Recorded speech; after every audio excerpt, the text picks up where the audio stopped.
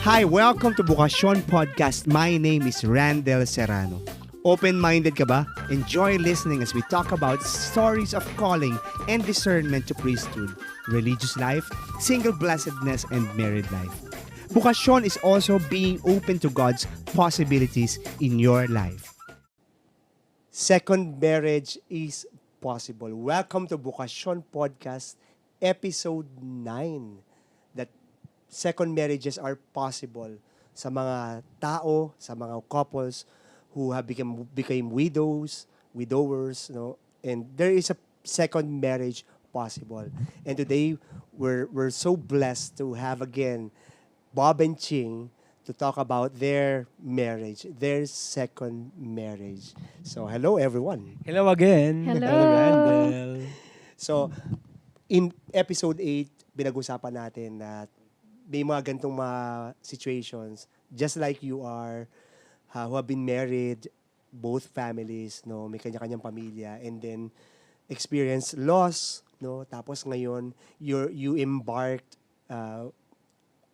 having second marriage. So, kwento nyo kami, paano kayo nagpropose? Paano ka nagpropose, bro? Ayan. Yan. Paano nauwi sa kasalan? Yan. Maganda. Eto na nga. Yun. So,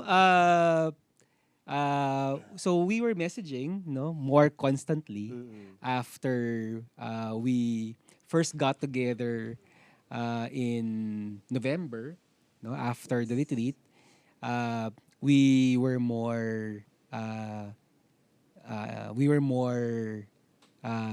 messaging more and more. We were dating exclusively. And we started to discern. But we became a couple first. Yes.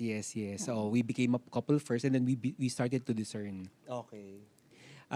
So in the discernment process, we went on a trip. No? We went on a trip Tagaytay. in Batangas. And that's when we found our answer. Okay. We went to Chapel on the Hill. Mm-mm. And at that time when we visited the chapel, there was an ongoing preparation for a wedding. Mm-mm. So inaayos yung chapel. Okay. And I saw her from a distance inside the chapel. And you know what, bro? Parang I pictured us Mm-mm. in that chapel getting married ourselves. Okay. It was so beautiful. I felt so much peace inside my heart and so much joy that I thought to myself, Mm-mm. I think she could be the one. Okay. I think we can embark Mm-mm. on a new life with her. Okay. And that's when I asked her Mm-mm. if she wants to be married to me. Right there and then, dun sa... Right there and Okay. then. Yeah. So walang dramatic na hindi masyadong meron dramatic pang yung iba pa. proposal. There was, parang it was like, sige nga, ikaw nga So, Yung that version time, niya. Ikaw nga kasi mag-version. Bago pa lang kami noon eh. Kaya ba? Parang we got together December 4. So yun yung anniversary namin as boyfriend-girlfriend. Mm-mm. So we got together at the morning-to-morning retreat. Okay. And then the following week yun, we went to Batangas. So nagpunta muna kami sa, ano yung unang church na pinuntahan natin? Calaruega. Okay. And then the next was Chapel on the Hill. So ang ganda talaga eh, di ba? Pag Yes. napunta na tayo doon, ang ganda, parang very solemn. Tapos biglang may dumadating na wedding coordinator. Mm-mm. Tapos nakita ko na lang siya, nagpunta siya doon, humingi ng calling card. Okay. Tapos sabi ko, hala, totoo ba to? Yun, but ano kasi, parang with us, we both felt na the Lord was really leading us towards something greater, something more. Okay. And in our experience being together, the Lord was, fast-tracking everything. Parang talagang, ano tawag doon? He's laying out everything to be yes. easy for us. Parang it's falling into right Oo, places. falling into the right places. Tapos yung mga signs niya, talagang harap-harapan. Ganon. Okay. So at that time, I also wanted. Yun. Parang, inisip ko lang, parang, is this real? Ganon. May konting self-check na, totoo ba to? But I Okay. wanted to. Parang I also felt the same way about him na it's so easy to be with him. Okay. I love our conversations. We enjoy being together all the time. Pag nagme-message kami niyan, inaabot ng madaling araw. Napupuyat So, yan. No? yeah, maganda yan Yeah, Kasi maganda oo. pag-usapan yan. Kasi syempre, when we were young, no, and in love, iba yung bata tayo. Paano ba ang ligawan ng kayo? You became married. You know, mature people na, iba na. Ganun pa rin ba? May mga kilig-kilig pa rin ba yan? Oo, ganun pa rin, bro. Meron pa rin mga late messages at night. Okay, so napupuyat kayo. Oo. Pero iba na yung epekto pagka puyat ka. Okay. Kesa nung matanda bata. Sige na, Kasi matanda may pasok na. pa tayo bukas. Oh, ganun na, no. But same with with kids, no, kapag ka na in love, tayo ganun din, no. We bring food sa kanila, papadala akong pagkain. And then I surprise her with flowers, no. Okay. So we also go out on dates, no. We eat out, no. So pareho pa din, no? Pareho pa rin yung kilig, pareho pa rin yung expressions, no, of love, yung wanting the other person to be happy, no. Pareho pa din. So ikaw din, sis, you were expecting na, naku, magpo-propose na kayo. Ganun ba? May ganun ba sa'yo? Ano parang for us, we just both felt na it was the natural next thing to do. Parang even without a ring, I was secure na parang this guy wanted to spend, the rest of his life with me. So, yun yung nangyayari. Tapos without the formal proposal, we were heading to the same direction. Pareho kami. So, nagtatanong na yan. O parang, wait, tingnan mo nga, i-book na nga natin yung Chapel on the Hill. Okay. So, nakuha namin. Our cousin helped us with the contact. So, napabook. So, isa-isa na yan. Pati yung venue, reception. Nag-ocular na kami. Yun. So part of the discernment, Brother Randall, is thinking what are the pros and cons, no? So we weigh the pros and cons. And with Ching and myself, it's mostly pros, no? There's so many similarities and common interests, no, between the two of us. Sabi nga namin before, we're both engineers. We both love to watch movies. Okay. We both love to eat. What else? We both love to talk also, di ba? And we love to go out on bikes, di ba? Okay. And then also, because we're both widows, we felt na we understand each other more. Kasi nga, iniisip ko pa before, bro, sabi ko, sino kaya makakaintindi sa akin na sa napaka-complicated kong situation, widow with a baggage, no, and with children.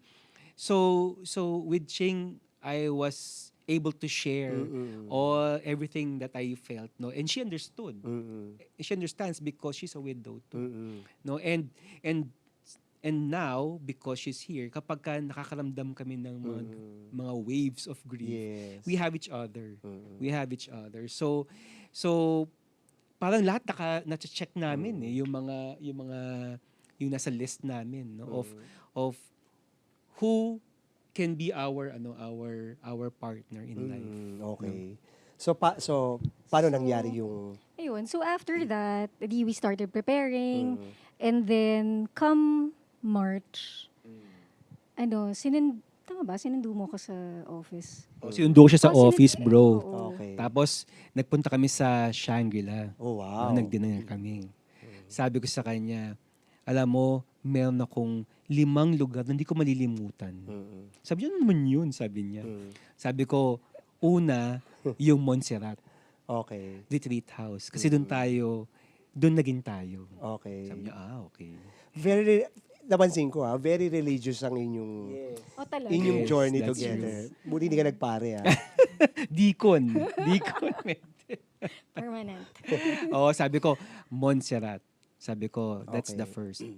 Second, Sabi ko, yung Starbucks. Okay. Kasi dun tayo una nagkita. Oh, first date namin. Oh, amazing. Sabi ko, third, Chapel on the Hill. Okay. Sabi ko, kasi dun ko nakita na na ikaw magiging future wife ko. Okay. Tapos, the next would be sabi ko, and the next would be itong Shangri-La. Bakit? Kasi dito ako magpo-propose sa'yo. Okay. Sabi niya gano'n. So hindi surprise Sinabi ko, surprise it was na. surprise. Oo. Talagang pinano ko talagang Okay. magpunta So, ng nagulat na ako nung sinabi. with a niya. ring. Right there and then. Nung nagpunta kami ng dinner. Okay. Nag-dinner Oo, kami. yun So na parang yun, wala tas palang lumuhod na masyadong, siya. hindi dramatic yan na may mob pa, may mob. hindi. Walang Wala. ganon. Kaming dalawa lang talaga. Very Very intimate. intimate. Very Very intimate. intimate. Yes. Pero bago kayo nag-come up dyan, syempre it's easier to decide kayong dalawa. Pero syempre, meron kayong mga taong kailangan i-consider, like your kids. Yes. So paano nyo dinala sila dito sa goal nyo? Kasi syempre, madaling mag-discern when you are alone, both of you. Oo, tama yun, bro. Kasi di ba, ikwento natin sa kanila na Yeah. we sought the advice of priests, no? Okay, yan. Gusto ko yan. Kasama dyan sila, tatlo, di ba? Mm. Kasama pa si Father Dennis, no? Father Dennis Paez. Oo, and and then the other one is si Father Reggie Malikdem, Okay. Father and Father Ted, no, who's our retreat master. It was Father Reggie who's a cousin, no, who's your second cousin, by the way. Oo. Galing. It was Father Reggie who told us no na huwag niyo itago sa mga anak ninyo Okay. about the two of you. Mm. Sabihin niyo sa kanila yung plans ninyo because lalo pa silang baka magtampo pa sila pag nalaman Pero nila. was there a point ba that umabot kayo sa point na gano'n, na tinago nyo? Meron bang gano'n? Hindi You were careful. In the beginning we already ask yung mga priest Kaya siguro kung meron mang lapse na hindi namin nasabi, saglit lang. Nasabi rin namin agad no na kaming dalawa na. And alam mo bro, nasabi niya kanina na it was so smooth yung pinagdaanan namin. Totoo yun because my children, my daughter specifically, nung una, ayaw talaga niya ako magka-girlfriend. Okay. Sabi ko, so hindi ko siya nakikilala noon. Oo. Magkukwento ko, sabi ko, do you see me having another girlfriend? Parang ganun. No, gaganon siya. Okay. Ayaw talaga niya. So nung sinabi ko about her, nung una, naiyak, no? Pero in that conversation, she also said, it's okay. Okay. Oo. And I think naging open sila to the idea because they saw me at my lowest. Okay. So parang naisip siguro nila na itong daddy namin Deserve din ng dad oo, na. No? oo, deserve Okay. to be happy also. Mm. Kaya with our children who we thought magiging mahirap for us, madali rin ang nangyari. So Okay. parang yung sinabi nga niyan, parang nililid kami ni Lord, no? Inaayos niya lahat ng mga problema. Okay. Isa 'yun sa mga na-feel namin na naayos. Sa'yo yun. Pero Sa akin kay yun. Ching, Si Zach kasi very young. So parang yung attachment niya to his dad, hindi ganun ka-deep pa. Kasi Okay. yung memory, even right now, his memory of his dad sometimes, falters. What helps him is seeing the pictures and videos sa cellphone yun. But his own memory, medyo weak ng konti. Ayun. So, sa kanya naman, yun nga, very happy lang kasi talaga si Zach yes. So, when I introduced him and told him, about our plans, ang sagot niya sa akin, oh yes, it's okay, Mom. The more people in the family, the more people to love us. okay. Ganun, parang Galing. wala talagang masamang Oo. kay Zach. So, he looks forward to having a new family also. Amazing. Tsaka, kasi pangarap niya magkaroon ng mga kapatid. Yun. Okay.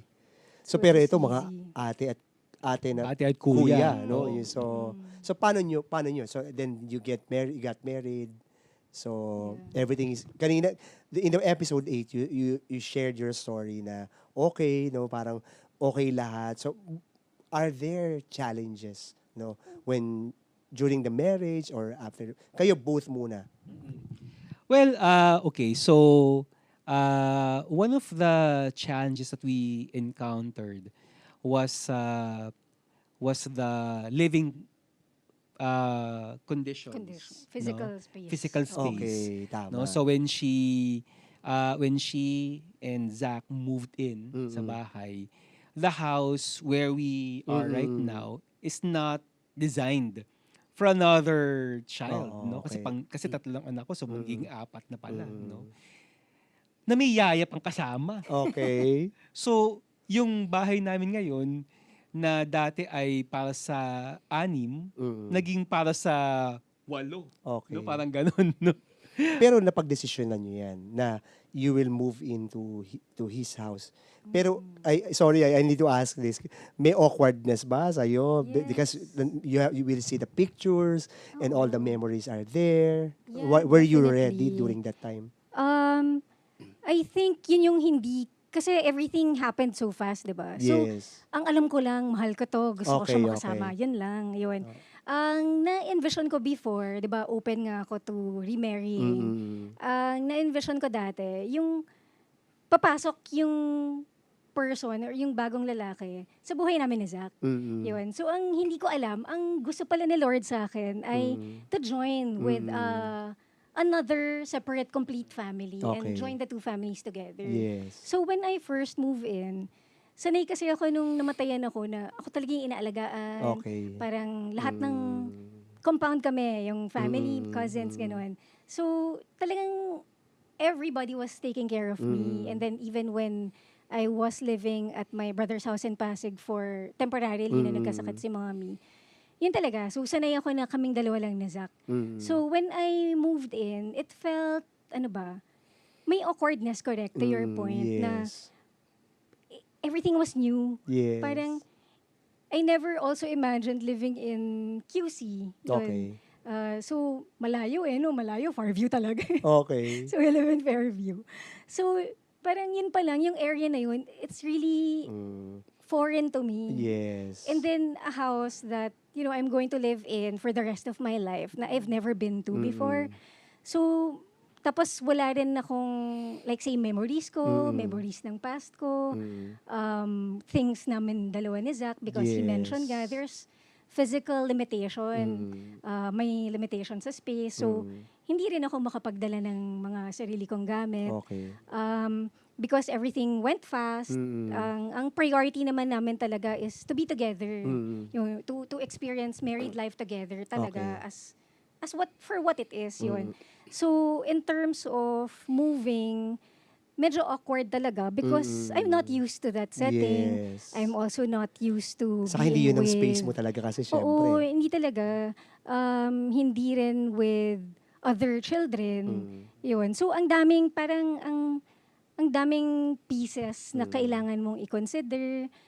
Kunwari, the bedroom also. So, syempre, hindi naman ako yung nakatira doon before. Okay. So, but he's very kind and very considerate. So, parang, sa kanya wala naman yung, siya yung tumutulong na parang, why don't we change the, kunwari, placemat. So, parang we Okay. started gently.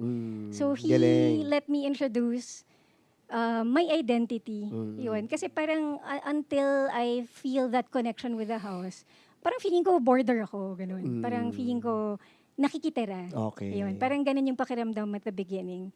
Na magte-tiptoe ka, mahihiya kang mag-ingay, Correct. ganun, mahihiya ka to be yourself. So siya, little by little, bumili kami ng bagong sofa, tapos yung placemats, ano yung gusto mo, edi pinalagay niya.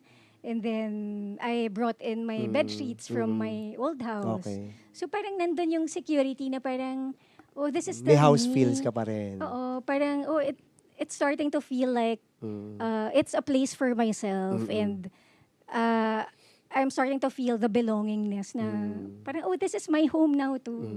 Yun. Parang, yun. So, siya naman yung magtutuloy. Sige. So parang ang naging result naging effect nung intent namin na makasal agad is a house that is not fully prepared for their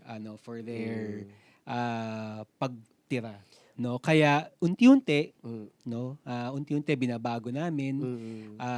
Kasi ganun din, bro, no, with our kids. Medyo inunti-unti namin until the kids also feels na na she's now becoming part of the family. Kasi syempre may ding emotional connection sila Yes, to the definitely. things that we will remove eh. So Okay. kunyari, sa mami ko yan. Mami ko Yun bumili nga niyan. yung Parang tanong ko. ganon, no?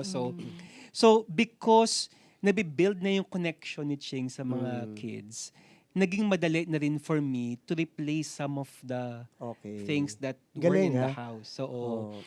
hindi bigla-biglang nawawala. Oo. Parang ganun. So parang binild muna namin yung relationship with the children so that it will be easier for us to put in no her stuff no and eventually maging ma-feel niya na that's her home. Okay. No? That's her home. So ang pinakamalaki nga dito na binago yan because si Ching kasi mahilig yan magluto Okay. at mag-bake, no? So yung kitchen parang yun yung sanctuary niya eh. So I felt na if there's anything that we need to remodel first, it's the kitchen. Okay. Kaya binago namin yung paint, naglagay ng mga bagong equipment, we put new condiment Okay. yung mga shelves. Parang gusto ko no? mapasyal dyan sa bahay. Ay, mo. naku, pagluluto ka pa niya, di ba? So binago namin talaga lahat yun so that it will signal no, that she's the woman in the house. No? Okay. She's the queen of the house. Hi, welcome to Bukasyon Podcast. Enjoy listening as we talk about stories of calling and discernment to priesthood, religious life, single blessedness, and married life. This is powered by the Abundance Network. Meron ba kayong initial rule with the kids na like kunyari may certain rule ba kayo na ito i-move to, kailangan pa ipaalam sa kanila rin, sila sasabihin sila. May ganun ba? Initial rule kayong ganun? Hindi naman. Oo, parang wala naman, no? Hindi naman namin napag-usapan. Although when it comes to kunyari pictures ni first wife ililipat, we had to tell. Pero kung common furniture, yun ang hindi na namin pinapaalam. So sila rin yung mga kids, like they are free to yung kanilang mom, picture nila nandyan. So ikaw din, hindi ka rin na-offend or something. May ganun ba kayong No, agreement? it's a fixture na parang it's part of the past eh. Okay. So parang you respect that past and let them connect also with their mom. Yeah. So ngayon may picture, pero katabi nun, wedding photo namin. May picture kami dun. Okay. So kasi syempre for the benefit of those who are listening right now, 'di ba, na may ganitong situation, ito yung mga kakaharapin nila na that they hindi lang naman kayong dalawang entity rito, merong mga i-consider. May mga sentimentalities that needs to be respected, na hindi niyo to pwedeng gawin, ganyan. So ikaw on your part, on your end, 'di ba, sa end din ng babae, kasi ikaw ang magiging, sabi mo nga, you mentioned earlier, sabi mo, ikaw yung magiging queen of this house eh. Hindi sana yung mga bata na gano'n, di ba? Meron kaming queen. So, the typical stories of, K-dramas, yung mga madrasta, di ba? Maglinis kayo dyan, ganyan. May ganun ba? Masyadong kuneta ata. One thing about the kids, they're very kind talaga. Okay. Parang very respectful. Oo. Mabait. Okay. Parang napalaki talaga nila ng mabait. So, Amen. I did not have problems na yung madrasta level. Oo. Wala talaga. Naging madali. Galing. And kapag magsasabi siya, kunwari may ipapaalam siya na i-move na gamit, sabi na lang, okay. Okay. Ganun lang sila. And I honor Ching din for being understanding. Because ito nga yung advantage no of having Ching as my wife, because she's also widow. She understands yes. no that Tama, no? it's important to honor the past while celebrating the Galing. present. Diba? I love that. Oo, I love so yun yung I think what makes us great together. It's because we understand each other's feelings and we know exactly how how to navigate no, in Yes. our past lives. Galing. I love that. So, ano naman yung mga naging challenges? Yun, when you are together, kayong dalawa muna, tapos, syempre, blended family kayo. Ano yung mga naging challenges naman? Parang yung challenges namin is just like the challenges of a normal newlywed. Yun. So Okay. since, syempre magkaibang tao tayo, Okay. magkaiba rin kami. Iba rin ang babae sa lalaki. Nung last week, nagpunta naman kaming Lux. Okay. Yun. So we gave a talk also Yes, on I saw that.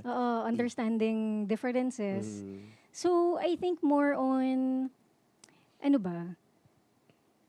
So, yung mga nakasanayan niya, Mm. na siya kasi more on, ano ba, yung checklist, yun, Mm. more on efficiency, doing Mm. things. Ako naman, more on the quality time. Okay. Yun. So, I think yun yung tinatry namin i-work out Mm. din.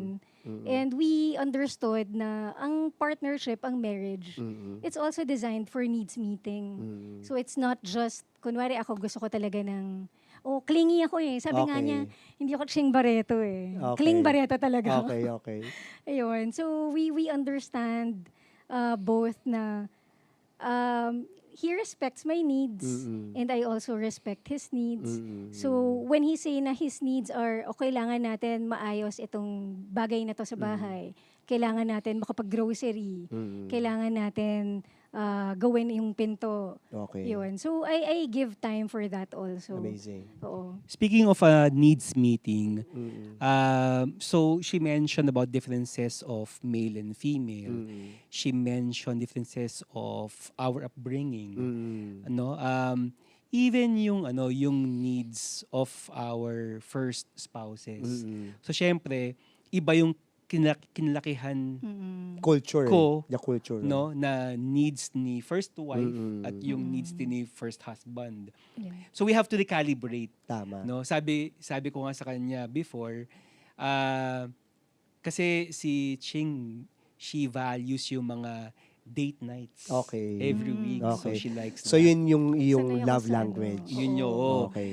Sa amin naman, before, yung date namin ay yung grocery, ay yung pagpunta sa mall para bumili ng mga libro. Okay. So, sinasabay namin while her, it's different. She wants it to be separate and dedicated for dates. So, meron lang calibration na kailangan kaming gawin because we wanted to meet specifically yung needs yung needs namin ngayon. Yung needs Gusto ko nila talaga ngayon. yung lambing, Okay. yung sweetness. Okay. Pero kayo ba, meron kayong mga, of course, in your first marriage, meron kayong mga cultures na creative, like family systems that you created. Meron ba mga time na nadadala mo dito tapos you get to remember, ay, hindi pala dapat? Or na-offend ka ba? Or the other way around, na-offend ba kayo sa isa't isa na etong dadala ko etong kasi ginagawa namin before. Well, ngayon, blended family na kayo, new family to, kailangan nyo mag-create ng bagong culture. May ganun ba kayo? Ako naalala ko, love yung yung family system that I introduced to them. Okay. Sabi ko, alam mo dito, ang kain namin 8 o'clock ng umaga pag weekend. Okay. Kahit na puyat ka galing saang gimmick the other night, kailangan 8. So, ganun kayo before? Ganun kami before. So sabi ko, ngayon ganun na rin kayo. Okay. Pero, because I have this, I have a physical condition, so meron akong blood disorder. Okay. And I really had to ensure that he understands that. So, there's this condition that makes me anemic talaga. Okay. So, madali akong mapagod. Okay. Madali. And mapapansin niya yun. Siya kasing bumibili ng gamot ko. Okay. Ayun. So he knows. And because now he understands my needs. So, he lets me sleep in sometimes. So, parang hindi na niya ako gigisingin kasi Okay. alam niyang kailangan ko to. Otherwise, wala talaga mangyayari sa akin. Okay. Correct. So yun yung part where where we need to calibrate Yes. in order to meet her needs because there are talagang certain uniqueness in the person. And in Yes. essence, ano talaga this is a completely different new relationship. Yes. And hindi talaga siya dapat i-compare sa Oo. before. So meron sa kayo past. rule na gano'n. So we create this thing. Yeah. No, like oo. kayo bilang new family now. So how do you deal with this? Like saan tayo magki-Christmas? Siyempre may mga in-laws kayo eh. May kanya-kanya kayong mga in-laws, 'di ba? So saan tayo mag-spend ng Christmas? Kanina I ask you, where is November 1 being celebrated? So Yeah. talaga yung mga bagay, it matters yan eh. Yung mga ganyan. May birthday si Lola ni ganito, kasama ka ba? Or kasama siya? Ganon. Meron ba kayong mga ganon? Oh, speaking of November 1, I remember the first time we observed November 1 together. Last year. Nung umaga, We went to Binangon. Ay, oo, tama. nasa first wife, di ba? Okay. Oo. Oo, sa first wife. And then yung hapon yung... Tapos Oo. after Bizarre. daanan, yung Columbari, punta naman sa Columbari ng late husband. So may ano pala kayo, Columbari hopping pala Yes, kayo. exactly. Meron. tapos, Oo. tapos and then later, yun na yung nagkaroon tayo ng parang rosary with M2M, no? Parang ganun ba? Mm. I can't think, recall, yeah. but yeah. Oo. So, yun yung nagiging parang magiging ritual na namin Yes. forward. No? So, we have to make sure that both Mm. spouses, no, late spouses, mapuntahan no, pag Okay. November 1. Pag December naman, ganun din. Minsan December, nung December, nandun tayo sa side ko, and then November, oo, and then oo. January 1, nasa side. Sa side mo, with Oo, sa side your ko. in-laws Hindi. before. No, with Hindi, my hindi. With your my brother. Kuya, Okay. kuya My niya. brother. Oo. Ikaw din, ganon. Tapos ano naman, so punta kami sa kuya niya nung December, nung Christmas, and then New Year naman, sa side ko naman. Mm-mm. Yung mga Barreto, mga Okay, sa yes, sa yes. Binangonan, Rizal naman I see. yun.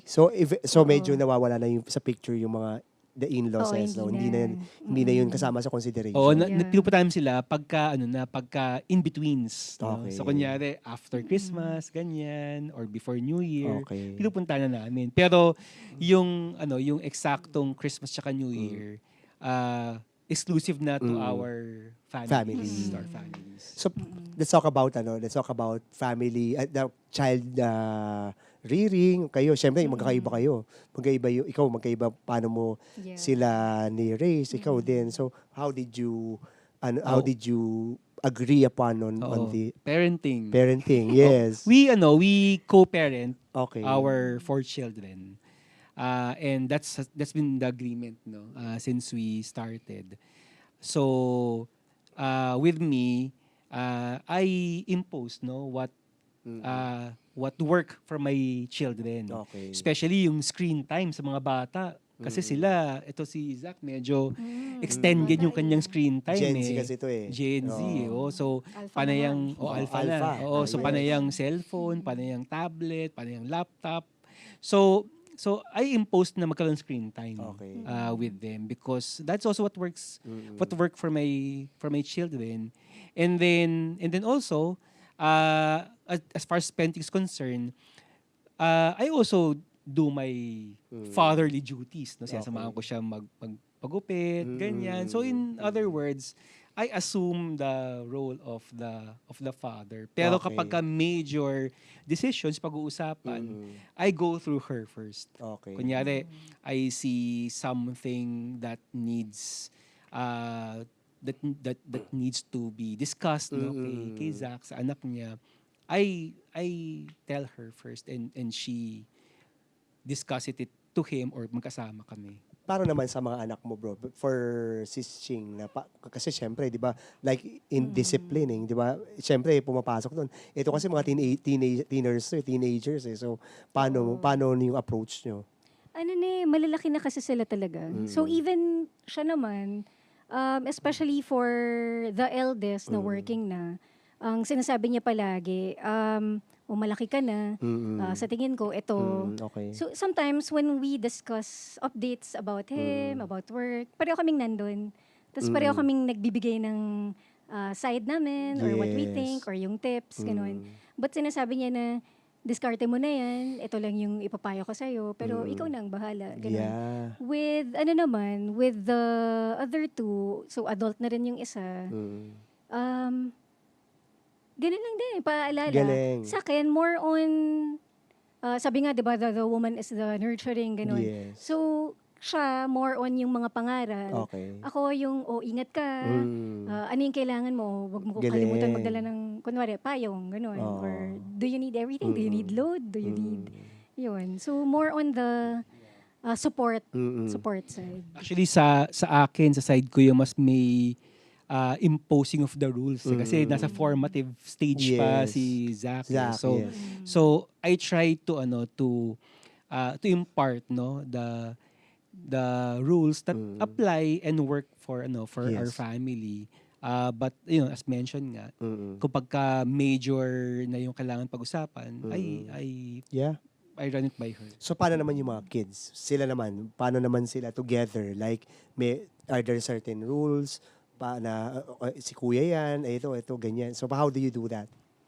Ano ba? So, sakto kasi, si Zach bata. Oo. So, parang siningit siya bilang bunso. So, parang ganun So, ba? hindi siya- Parang Oo. pumasok siya, wow, meron kaming batang kapatid. Ano ba? Sige, go. Well, actually, because the kids are all grown up, medyo hindi sila prepared or Okay. sanay na merong tumatakbo na bata dun oo. sa Tama. parang they were grown-ups for a long time. Hindi sila sanay na bigla may tumatakbong batang maliit. So they had to adjust also.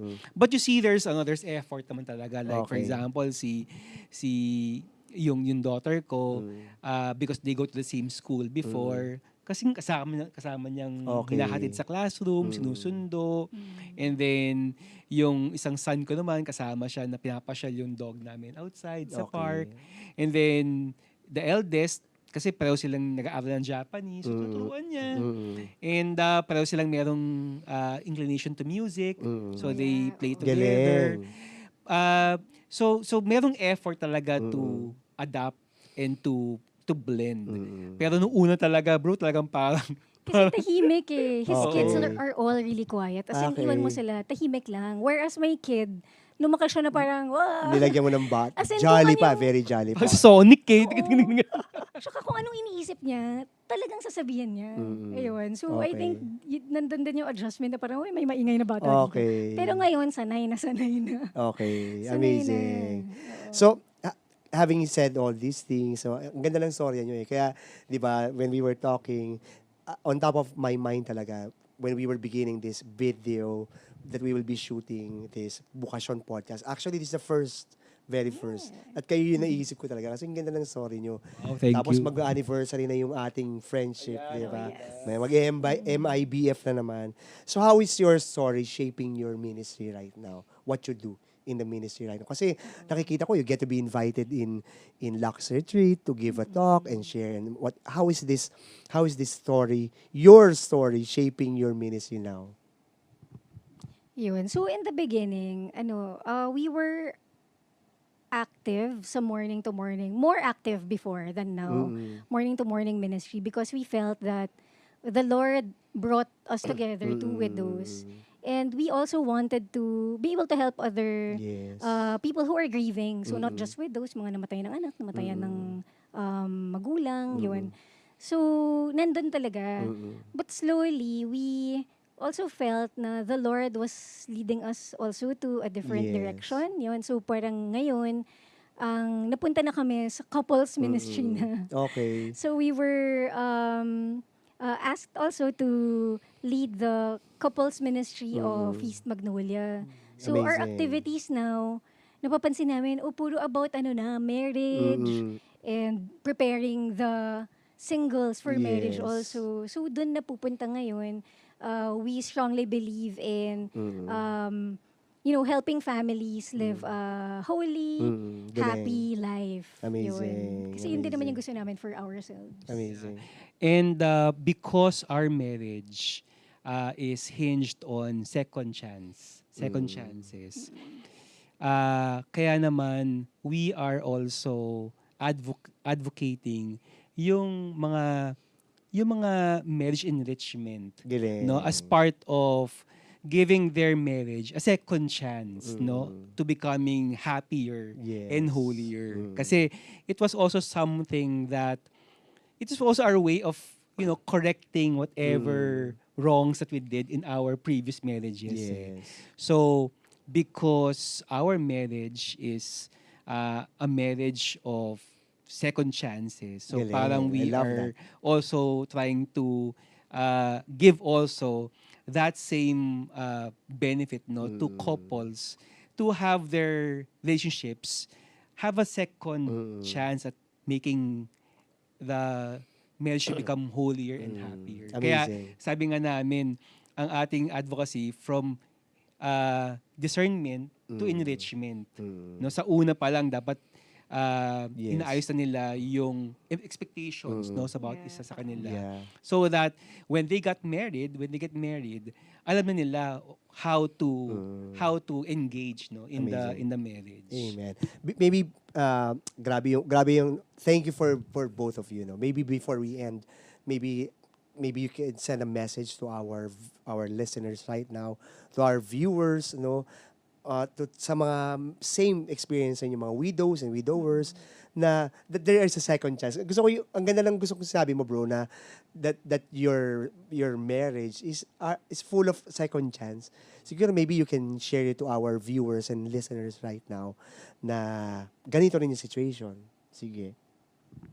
So for me, so alam natin it's so hard to lose a spouse, no? Parang ikaw din nawala pag nangyari yun eh. But for those who are feeling that desire, na feeling nyo, the Lord actually wants you to get remarried, be open to it. Be open to it. And it could actually be something so much more. Kapag nangyari yun, so like what he said, it's second chance eh. Kung ano yung we failed to do in our past marriages, then we make up for it. So ngayon talagang there is something between the two of us. There's so much joy and happiness and peace. Because alam na namin what to do, what not to do especially. Dahil alam din namin na life is short, di ba? Parang at any time, kunwari pwede akong magkasakit, pwede siya mawala. So we make sure na the time that we spend together, talagang punong-puno ng pagmamahal for each other, punong-puno ng masasayang moments. And that's possible also for you. So, kapit kay Lord, laging, everything is grace from God. Amen. That's right. So tama 'yon. What I would like to say to our fellow widows out there is that when whatever you decide in life, whether to stay a widow or to remarry, I think what work for us is surrendering yourself to the Lord. Amen. Because everything that will happen to us is kumbaga parang the Lord's grace will flow through if we cooperate with Him. Amen. Diba? So we can only receive the fullness of His gifts and grace if we only cooperate with whatever He plans for us. Amen. So whether that is to become widow, stay widow or single, or to remarry, I think the bottom line is that we cooperate and we surrender and abandon ourselves to the Lord and just let Him take over. Sabi nga, take the wheel. Amen. And allow us to be instruments of His grace and mercy to everyone. Amen. Amazing. Thank you so much for being here. Grabe. It's really such a blessing for you to be here in Bukasyon Podcast. And to those who are watching right now, if there's one thing that was left in me, yung sinabi kanina ni Bob na their marriage are full of second chances. Yun talaga, punong-puno ng second chances. And for those couples who are experiencing the same situation they are in, may second chance. No? At ang ganda na sabi ni Bob, no, na just allow yung story nila, grabe, talagang you just allow to be loved. Parang nakita ko nga parang alam mo yun, because of your past experiences, talagang now that they have this new marriage, na parang ang dali na lang i-calibrate, you know? So parang yun yung mga nakukuha kong message. And wag kang mag-alala, wag kang matakot, no? Hindi ka nag-iisa. Si Ching was saying ang kanyang fear before was mag-isa, no? Pero gagawa ang Diyos ng paraan, no? At hindi ka mag-iisa. The Lord will always put things in the right places, and hindi ka mag-iisa. And thank you so much for listening right now in episode 9. And please don't forget to follow us on Apple Podcasts, Google Podcasts, and Spotify. And if you have suggestions, if you have questions, especially to Ching and Bob, please don't forget to send us a message at bukasionpodcast@gmail.com. And please don't forget to like and share this and rate, put a rate on Spotify. And thank you so much. And remember that this is powered by Abundance Network. God bless you. Thank you. Thank you. Bukasyon is powered by the Abundance Network.